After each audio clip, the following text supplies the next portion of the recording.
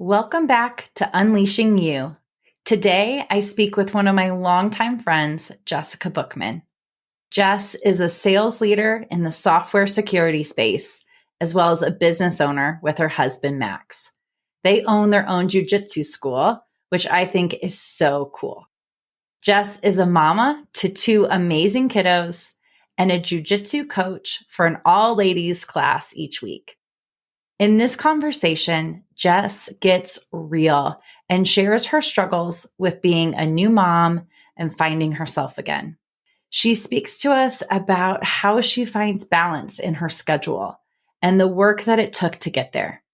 Jess gives you practical tips that you can put in place today to help you find yourself again, and how to find the strength in receiving help.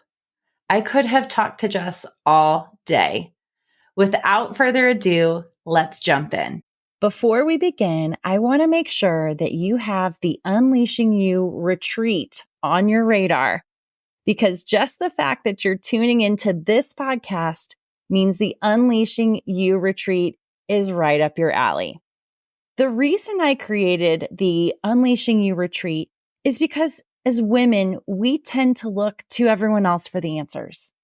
We somehow think that everyone else knows better than we do, when in reality, tapping into your own intuition is actually the key to living a happy and fulfilled life. And that's how I've created the career and life I have now, and what we'll teach you how to do during this retreat. An inner shift like this will leave you with tools that you'll use for the rest of your life. This retreat is so much more than a girls' trip. This is a transformation. If I've piqued your interest, I want to personally invite you to join us in Steamboat Springs, Colorado on September 19th through the 22nd. During our time together, we will go through coaching workshops and other deep personal development activities that will uncover aspects of yourself you never even knew. Work like this would take months or years to do on your own, and we're going to get you there in just a few short days. Not to mention, we'll be staying in a gorgeous mountain home, complete with a private chef, so you don't have to lift a finger. If you are ready for a pampering getaway where you can recharge your batteries and feed your soul, send me a message on Instagram or visit acrprofessionalcoaching.com to learn more and reserve your spot. Spots are very limited, so do not wait. And I'll see you in the mountains. Now, let's get on to today's show. Welcome to Unleashing You.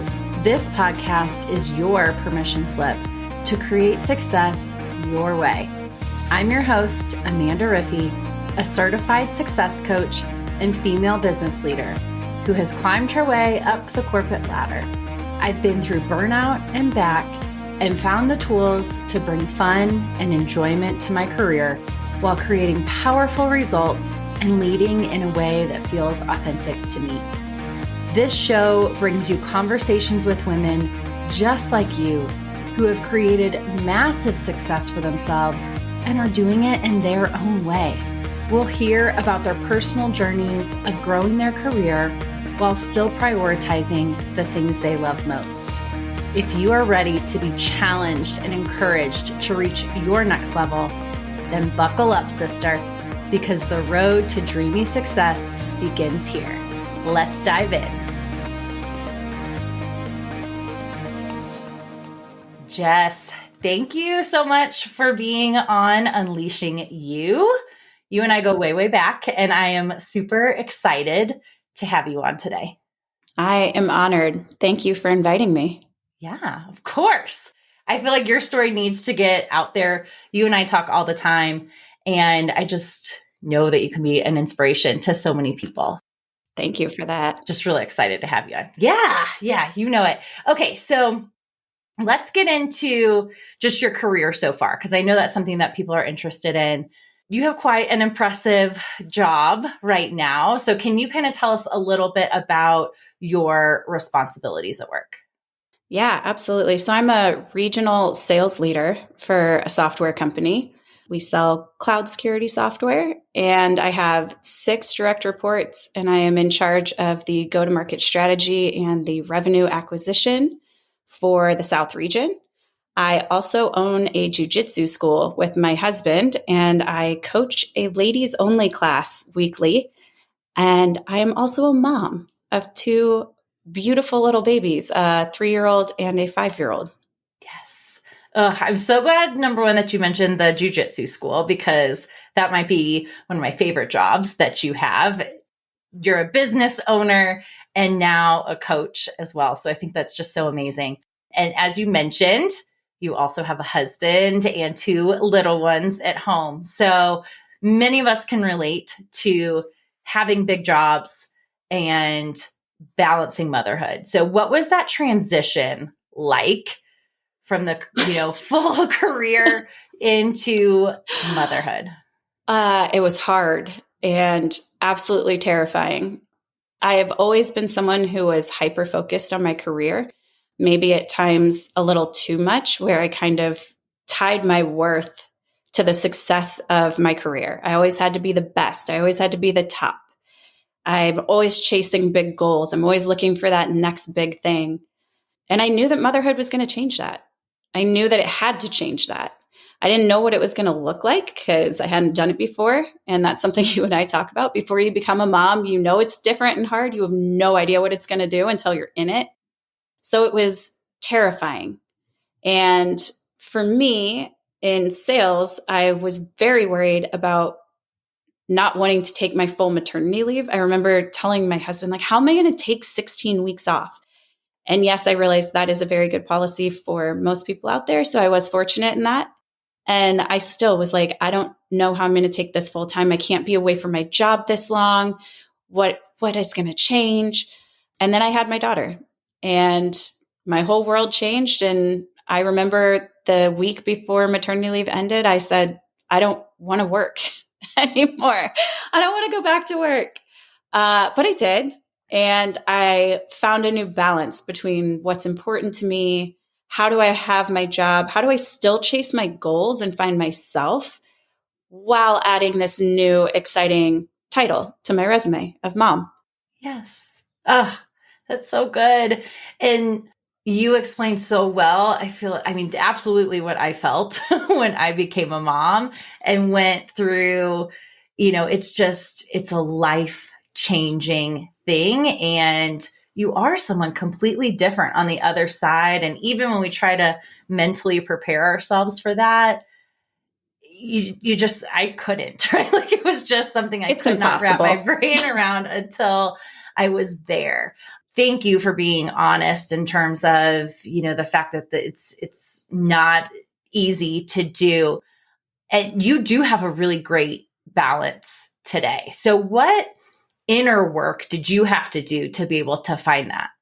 Yeah. Oh, it's a great question because it was hard. It was really hard. And it's happened in stages. And I think that's a really important call out that it has changed for me over the years. I now have a 3 and 5-year-old. When I only had one child and she was a newborn, I didn't have that great a balance. I was going into the office, I was rushing to get home, and then I'd be there for the witching hour. And it was the worst part of her day. And then she'd go to bed, and I would normally open my laptop and get right back to work. And I didn't have that great balance. And I started to recognize it. And I felt that mom guilt of I'm not doing enough at home. Then you obviously feel the other guilt of I'm not doing enough at work if I'm at home. And that's when the burnout started happening. And so I did a few things. One, I started reaching out to people like yourself who had been there before and asking for help or even just talking about it, because I think to not feel alone in it is a really big step, a really important step. Just know you're not alone. So reach out to people who have been there before. I had some phenomenal mentors that helped me think about how my priorities needed to change. I could still have my goals at work. I could still get all my work done, and I could also put my family first. And I had mentors that not only talked to me about that and helped me stick to that path, but actually showed me through their own work that it's possible to be successful at work and be an amazing present parent. And honestly, I also have gone to therapy for a long time. And especially in those early days, I don't go as much anymore. Mainly, I just go for checkups when I need them. But especially in those early days, I went and talked to someone who was equipped to help me figure out this new version of my life and who I am and how do I get back to myself, because I felt like I was trying to be everything to everyone else. And I wasn't really focused on what makes me happy and how do I feel good every day, that I'm showing up at work, that I'm showing up at home, that I'm showing up as a wife, and I'm showing up for myself, which always gets put on the back burner. Yeah. Yeah. And you're right. Even when we list out all of our titles, the you part or the me part always gets listed last. I don't know why we do this as women. But you mentioned a couple other really important things. You mentioned number one, therapy. And I know, looking back at myself as a brand new parent, I should have been talking to a therapist. I do now, but it's one of those things that I know I could have had so many more tools at that time because, yeah, so I just feel like that's so important. The other thing that you mentioned was not only a support system, which, I had the same thing. I, got close with a group of women because we were all new moms around the exact same time. And I have lifelong friendships with a lot of them now. But you also mentioned around mentors at work and being able to not only hear those messages from them, but actually see that in action and see that representation that you can really do all of those things. It doesn't mean that it's all perfectly in balance, and I'm sure we're going to talk about that too, but being able to have representation of that. And just as you were talking, I was like, man, how cool is that now we are in that position to be those leaders and those mentors for women that are maybe earlier in their career or maybe earlier in parenthood, and they can look to you and I and others to be able to continue to represent that. Yeah. And one thing I would tell people, because historically, I will say historically, we're working on it predominantly male space. I found allies. I didn't have a lot of female mentors, but look for the allies too, because the mentors that I'm referencing are actually men. And they show up for their families, and their families are invited to things, and they put their families first, and they would leave the office to go be at school events. So it doesn't just have to be women. And I am really proud of being able to mentor women who are earlier in their career, who are early to motherhood, trying to figure out this balance and how do you do it all. But look for the allies in men too, because they are some phenomenal resources. That's so true. And even when you talk about being a mentor, obviously my audience is predominantly women, but, we can always flip the stereotype or the societal norms and the fact that men have a lot of pressure to feel like they have to be all in on their career and they have to, really put all of that first and everything else has to come second. So I think being able to mentor everyone within the workforce, especially, a new parent, to be able to represent that is so important. Absolutely. And as a sales leader, one of the things that I do is encourage my team, male or female, to take advantage of their full benefit of parental leave. It's weird in sales, the double standard of everyone expects mom to take the full maternity leave. And then you're almost like shocked when dad takes the full parental leave. And I'm, in my mind, it's a benefit that your company offers. You should take advantage of it. You're never going to get that time back with your newborn. Absolutely. Absolutely. And, and families all look so different today, right? There's just so many different versions of families. And I think it's just important for everyone to be able to have that time with a new child. Absolutely. So you mentioned this, it's very easy to lose ourselves when we are juggling things like motherhood and a career and partnership and friendship and all of those things. And so, how have you really found yourself again as your kids are getting a little bit older? Yeah. Boundaries and a lot of grace is what I have been practicing for a couple years now. When I started at my company, my current company, it's about 2.5 years ago. My son wasn't even 1 yet, and my daughter was 3. So, still very much in the toddler phase with both of them. And day one, I went to my calendar and blocked family time. I blocked it in the morning when my husband 3 days a week is coaching in the morning. So I have the kids by myself in the mornings, 3 days a week. I went and blocked that time because I didn't want anyone to book over when I was going to be alone with my kids and me feel the stress of, okay, now how do I go let someone down at work, but I need to be mom right now. Day one, I put that on my calendar. Every day at 5 p.m., I block my calendar for 2.5 hours for family time, where I can go do dinner and bedtime with my kids and go and be present with them because I don't get to be during the day all that often. That is one thing that for me, I thought was really important. Twice a week, I actually at lunch go and work out, and I have my calendar blocked for that. So that's my time. And then twice a week, I actually asked for help. I know it's shocking, but I asked for help and I coach on Monday nights. And then I take Jiu Jitsu class on Wednesday nights. And so those nights I have someone else that handles the childcare and I take that time for me. So there's just lots of little things I do to protect my time and get back to what I care about and focusing on me to keep my sanity so that I can show up as a genuine sales leader, so I can show up as myself for my kids and a patient mother as much as I can be at bedtime. Yeah.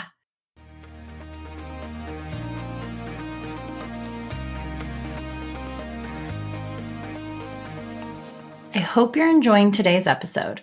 I wanted to quickly interrupt to invite you to experience the power of coaching on demand. I've packaged up some of my favorite coaching tools and sharing access with you for free. Would you love to discover who you truly want to become 10 years from today, or work through limiting beliefs that have been holding you back from your next level of success? Send me a message on Instagram or click the link in the show notes to access your free coaching tools. Your road to dreamy success begins here. Now, back to the episode.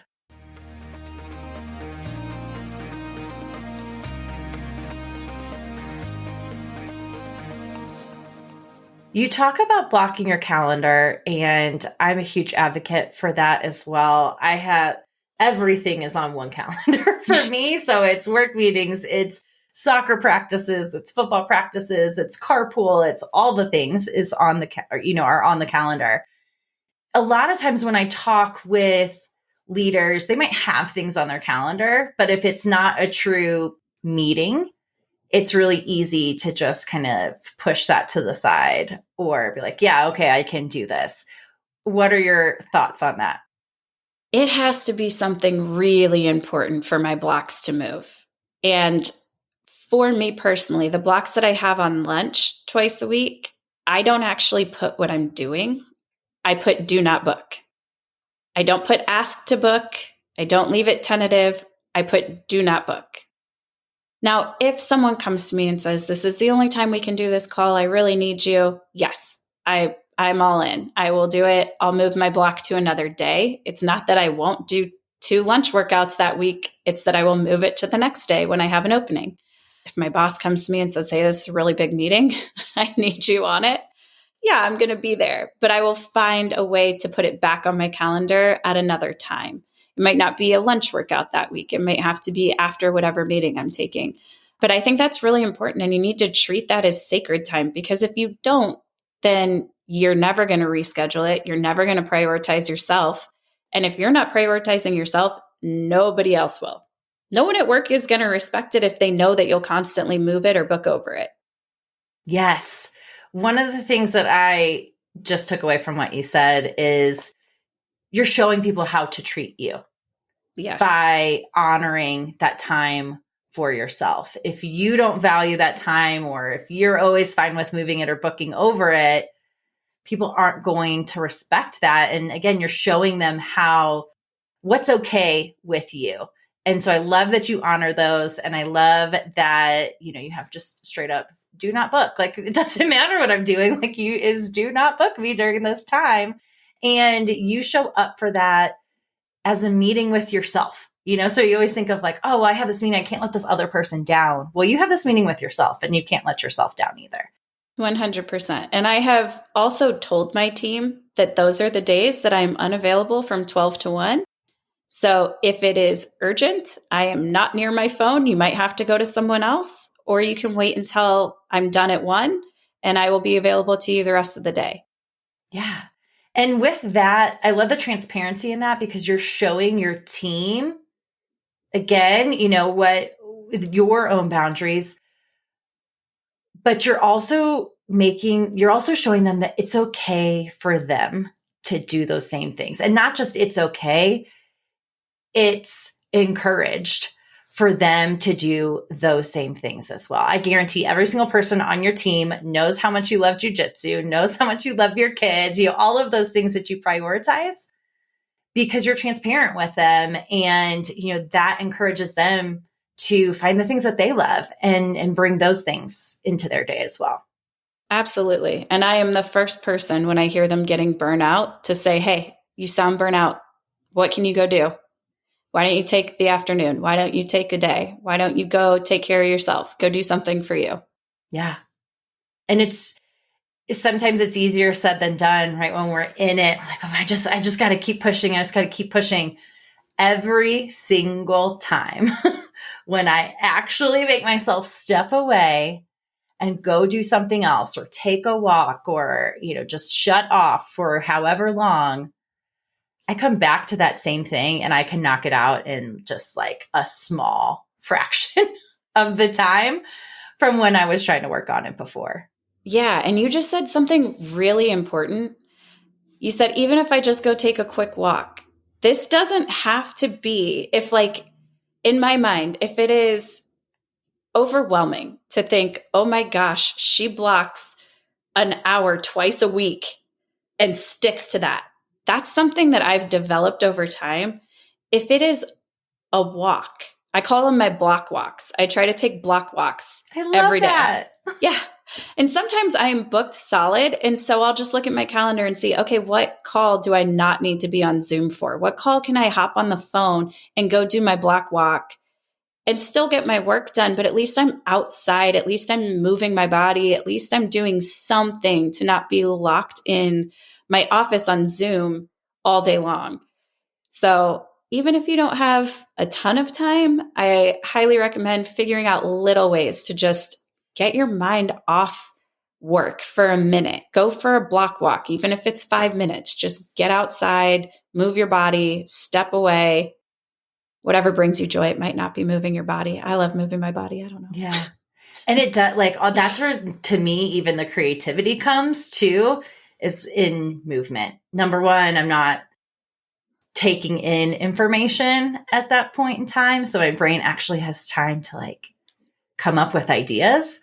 But yeah, I think that body movement is so key there. You mentioned something that I want to make sure that we hit on. You talked about asking for help. And this is something that many of us struggle with, and we feel like we literally have to do it all. So how did that evolve for you? How has that been a game changer for you in your life? Yeah. Shout out to my therapist for help on this one, because it was a huge reframing that I needed to do. And when I was a new mom, to me, it was weakness to ask for help. Even worse, it was weakness to accept help that was offered, because I was like, I can do it all. If they're offering, they must think that I'm weak. They must think I can't do it. And it was a big reframing in my mind. And now, if someone offers help, I don't say, oh my gosh, they think I can't handle it. I say, oh my gosh, they've been there before. They know what I'm going through.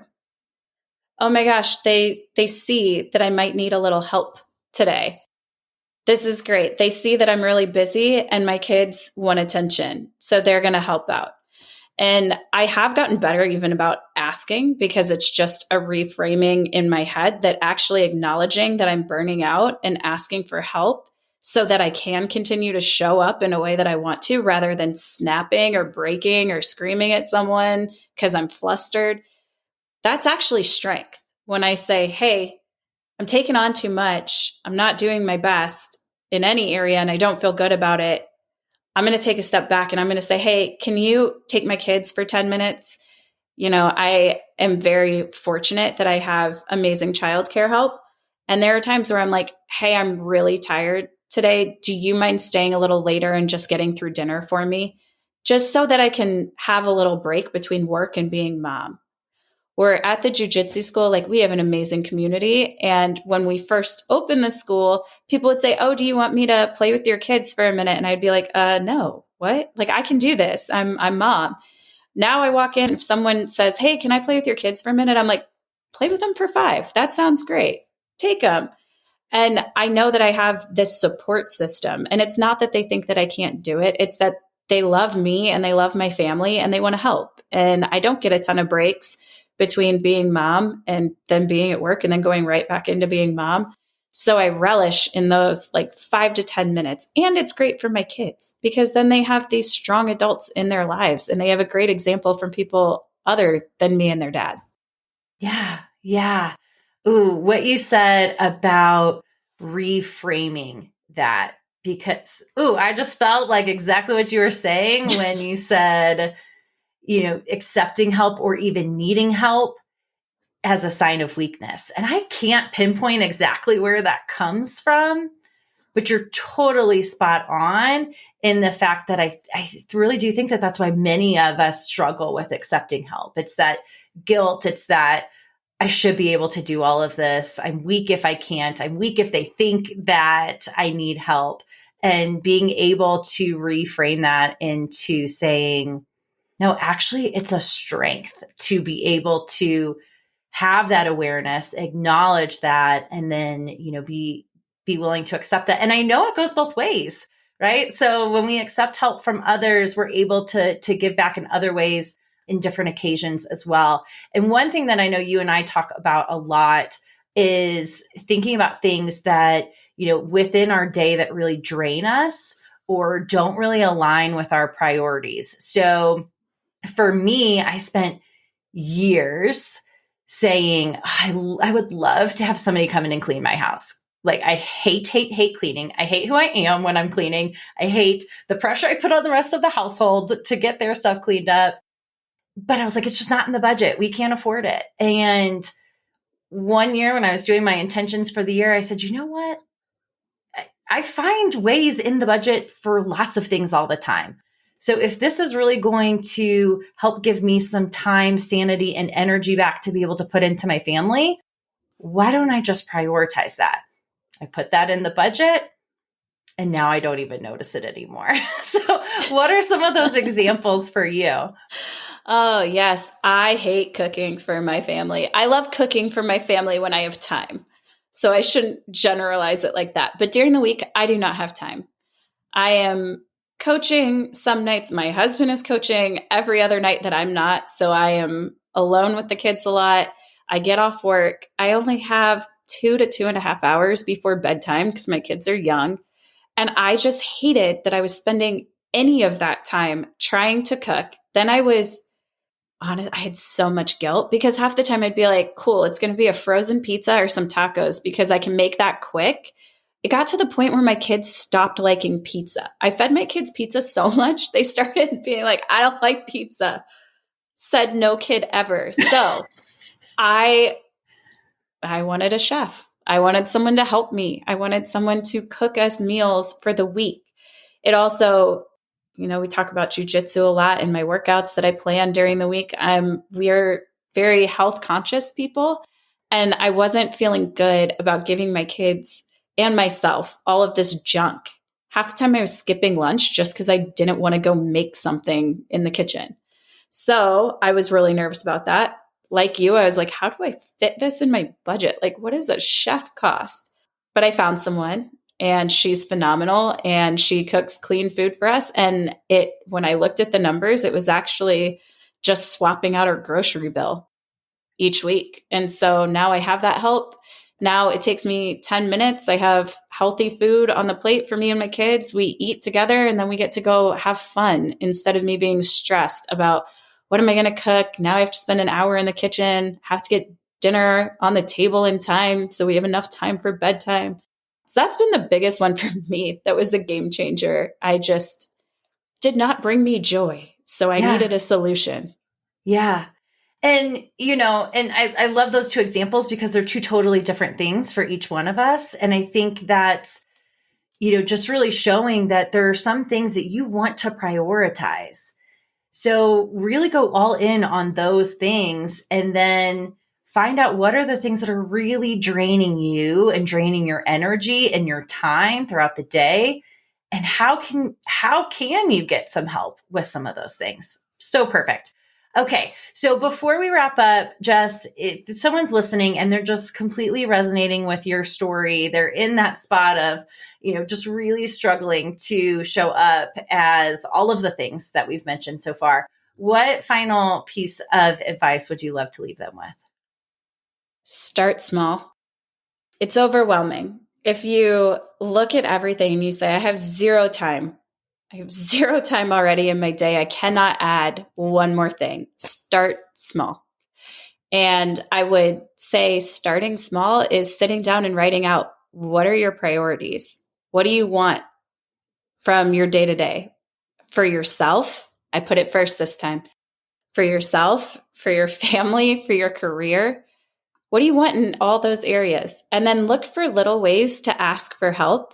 It is not weakness, it is strength to ask for help. So find things that don't bring you joy. And maybe that's a cleaning lady. Maybe that's hiring someone to cook for you. Whatever it is, prioritize those things so that you can find your joy in the things that you really care about. And then find time for yourself. This is the hardest thing for working moms.